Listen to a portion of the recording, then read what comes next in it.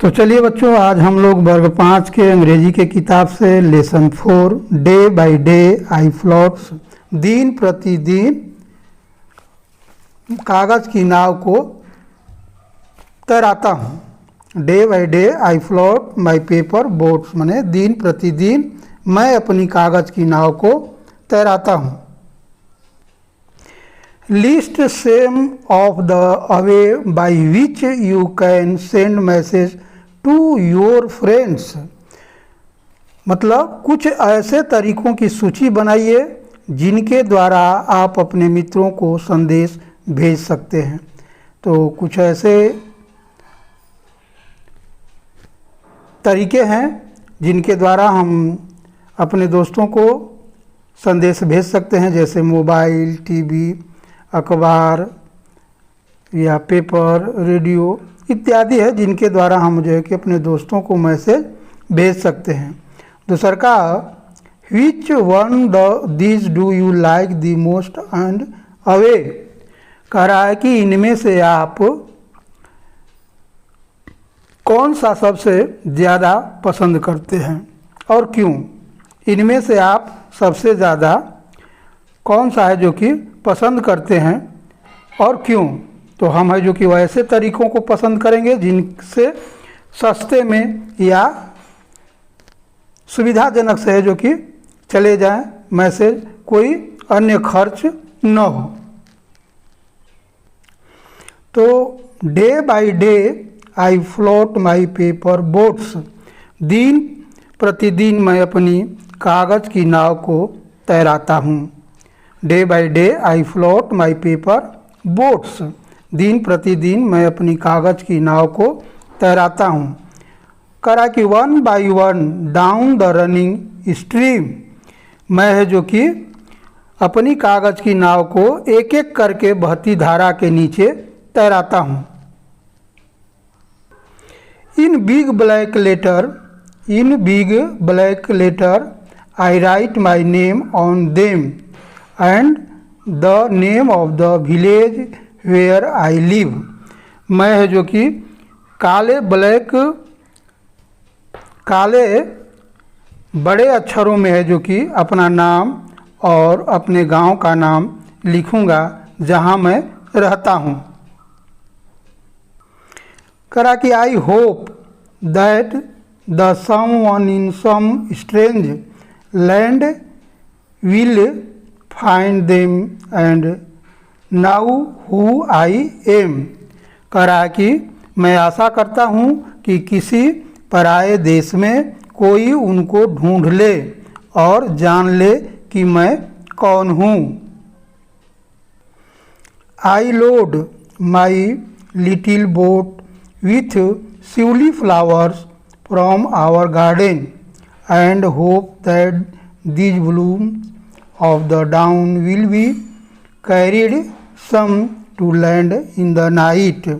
आई load, मैं अपनी छोटी नाव को अपने बगीचे से शिवली का फूल लादता हूँ। एंड आई होप दैट, मैं आशा करता हूँ कि blooms of the dawn will be carried safely to land in the night, मैं आशा करता हूं कि सुबह के इन फूलों को रात में सुरक्षित रूप से उतार लिया जाएगा। बच्चों, इस पोयम के रचयिता है जो कि रविंद्रनाथ टैगोर हैं। आगे चलिए हम लोग कुछ वर्ड्स के मीनिंग जान लेते हैं।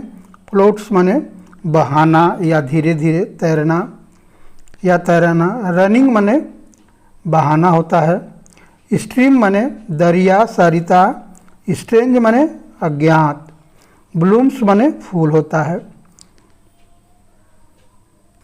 करा कि से whether the following statement are true और फॉल्स, मतलब निम्नलिखित वाक्यों को है जो कि देखें कि गलत है या सही है। तो पहला है the child is very found of floating paper boats in river, बच्चा है जो कि कागज़ की नाव को नदी में तैराने का शौक़ रखता है। तो ये सही है। कि बच्चा नदी में है जो कि कागज़ की नाव को तैराने का चाहे बहाने का शौक़ रखता है, बहुत शौक़ रखता है, इसलिए ये एस होगा। The child write his name is in the small block letter. तो बच्चा है जो कि बिग ब्लैक लेटर में है जो कि अपना नाम और अपने गांव का नाम लिखता है। यहाँ दे रहा है स्मॉल ब्लॉक लेटर, इसलिए है जो कि फॉल्स है। The child send to his village the fruit and flower grown in his garden. कह रहा है कि अपने बगीचे से उपजे हुए फल और फूल को है जो कि बच्चा गांव भेजता है। तो लिखेंगे नो, ये भी फॉल्स है। बच्चा है जो कि सिवली फ्लावर्स है जो कि भेजता है। The child load his little boats with rose. बच्चा है जो कि लादता है अपने छोटी नाव में रोज गुलाब का फूल। तो होगा कि नहीं, सिवली फ्लावर्स वो लादता है, ये भी फॉल्स है। Answer the following question in the brief. Why does the child float his paper boats? बच्चा कागज की नाव पर को क्यों बहाता है? तो लिखेंगे उत्तर, the child floats his paper boats reach a distance land.